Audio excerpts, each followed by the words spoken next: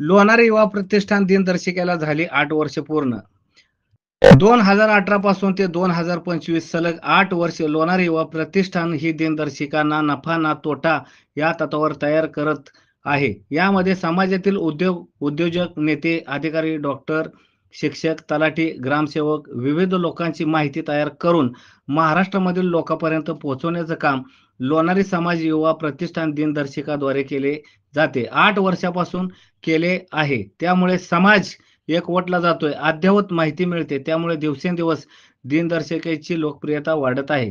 स्वतःला समाजाला कमी लेखणे कमी होते, न्यूनगंडता कमी होते, आत्मविश्वास वाढतो, वेगळे करण्याची क्षमता वाढते, प्रगती होते. लोणारी समाज मध्ये माणसं ब्रँड आहेत हे जगाला कळते. 8 वर्ष दिनदर्शिकामध्ये हेडिंगला प्रत्येक पानावर दादरे साहेबांचा फोटो असतो. गेली 8 वर्षे ही दिनदर्शिका तीर्थक्षेत्र भोजलिंगगड येथून विविध मान्यवरांच्या तसेच समाज बांधवांच्या हस्ते प्रकाशित केली जाते.